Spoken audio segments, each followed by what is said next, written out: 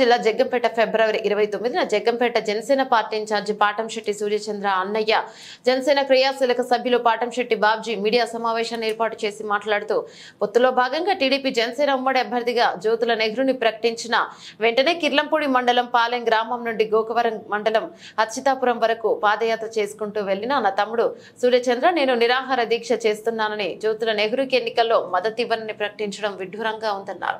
ఒకవైపు సోషల్ మీడియాలో ఎన్ఆర్ఐలు వద్ద కోట్ల రూపాయలు వసూలు చేశారని ఫేస్బుక్ వాట్సాప్లలో కథనాలు చూసి చాలా సిగ్గుపడుతున్నారు. నా తమ్ముడు సూర్యచంద్రకి తమ్ముడులో ఉమ్మడిలో పొలం 4 ఎకరాలు పంచుకోగా 2006 ప్రాంతంలో పోలవరం కాలువ కాంట్రాక్ట్ తీసుకుని లారీలో కొనుక్కొని అప్పుల పాలయ్యాడని అప్పుడు మా ఉమ్మడి పొలంలో మరో 2 ఎకరాలు ఇవ్వగా 6 ఎకరాలు అమ్ముకున్నాడని తన మామగారు ఇచ్చిన ఇల్లు ఇంటి స్థలం కూడా అమ్ముకుని అప్పులు తీర్చుకున్నారని అయినా అప్పులు తీరలేదన్నారు. ఇంకో విషయం ఏంటంటే జనసేనలో నీకు టికెట్ రాలేదు.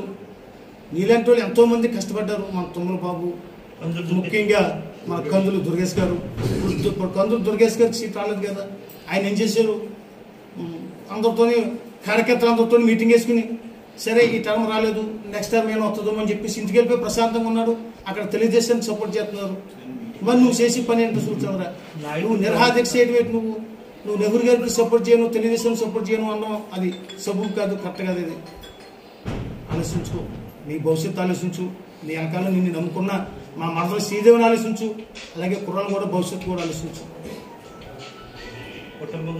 కుటుంబం ఇంపార్టెంట్. మన పాట గీతలు కుటుంబం గౌరవం కాపాడు. ఈరోజు మన పాట గీతలు ఎవరు కూడా ఏ ఫంక్షన్కి వెళ్ళకపోతున్నాం, ఎక్కడికి వెళ్ళకపోతున్నాం. నా మట్టుకు నేనే ఏ ఫంక్షన్కి వెళ్ళటం లేదు, ఎక్కడికి వెళ్ళట్లేదు, ఇంట్లోనే కూర్చుంటున్నాను. ఎక్కడికి వెళ్ళినా సరే ఇదే టాపిక్, ఇదే సమస్య. ఎటు మీ సూర్యచంద్రమో ఎన్ఆర్ఏ ఫండ్స్ ఎక్కువ తినేశారట, ఏదో భూమి సంపాదించేశారట, ఎక్కడేదో భూమి కొనేశారట, రకరకాలుగా ఉన్నాయి. సూర్యచంద్ర చాలా మనస్తాపంతో, మేమే కాదు గ్రూపులో మన ప్రార్థితులు అందరూ కూడా మనస్తాపంతో ఉన్నారు. మరి అందరికీ నువ్వు ఏ రకంగా సమాధానం చెప్తా ఉన్నది సార్ నువ్వు ఆలోచించుకో. నీకు ఒక అన్నగారిగా నేను చాలా బాధపడుతున్నాను. ఆరోగ్యం చేస్తాను.